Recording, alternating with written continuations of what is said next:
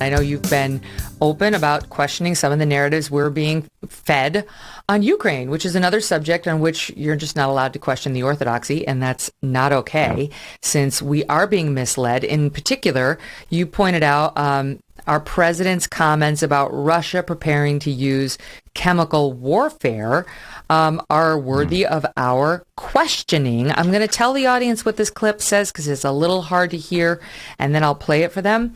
But it's the reporter saying to Biden, how concerned are you about the threat of chemical warfare right now, that Russia would use chemical weapons? How high is the threat? The president says, I think it's a real threat.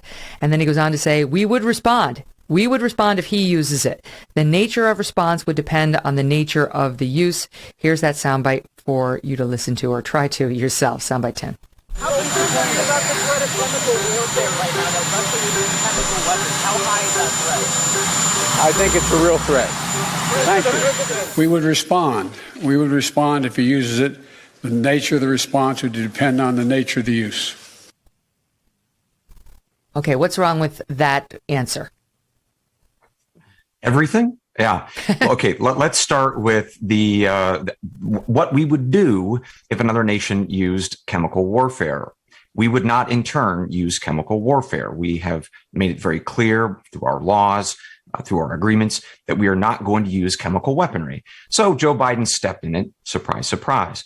But the second piece is the intelligence that underlied that suggestion that chemical warfare was likely to happen or very much could. In other words, we have high degree of confidence that the Russians are bringing in those chemical or biological weaponry. There was no intel that said that. But that is not what came out of the Biden administration or the intelligence community. It was, in fact, the suggestion that they were, that Moscow was bringing in those weaponry. So what happens when the president of this country and the intelligence community start sending out false stories or low confidence intelligence?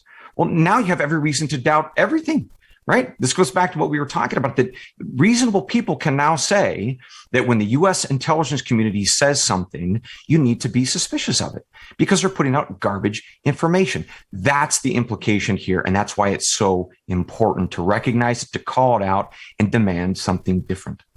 So you've got the Russians who have RT, which is state-run media, and they'll just say whatever they're told to say by Vladimir Putin, by the Kremlin. You've got the Ukrainians who have President Zelensky, who is truly in an existential battle for his country and has every reason to mislead, and absolutely has been misleading on a number of fronts. I mean, we've seen that, just the most obvious stuff about, like the single person who shot down all the jets, or, there's been a lot. But the more clever propaganda isn't as obvious as that, right? And so you have to be on guard that you're being manipulated by a guy who really wants our support, more support than we're giving, and will say what he needs to say. Because talk about being in a position where you think the ends justify the means. I mean, he is. You can understand it, but you need to be aware of it. And then there's us. Right. I think we're not in the habit up prior to the past 5 years of second guessing everything our government is telling us, that there was we believed a compact with our government that they might try to dodge answers, they might try to spin answers, but that they wouldn't be releasing blatant propaganda. So my question to you is, were we always naive? Were they always doing that? And we've just gotten smarter? Or is this a new brazenness? I suppose that it has been there in some degrees for a long period of time. But I think, starting with the war in Vietnam all the way up until now, we've had this degradation of our belief and our trust in our government, that they were telling us the truth. The World War II generation, a lot of people ride around the flag. They knew some of that was probably propaganda, but the Nazis were very clearly the world's number one enemy for good reason. But then through the Vietnam War, it was very clear that the lies were just to cover up embarrassments, right? And so I think that you've seen that over and over and over again.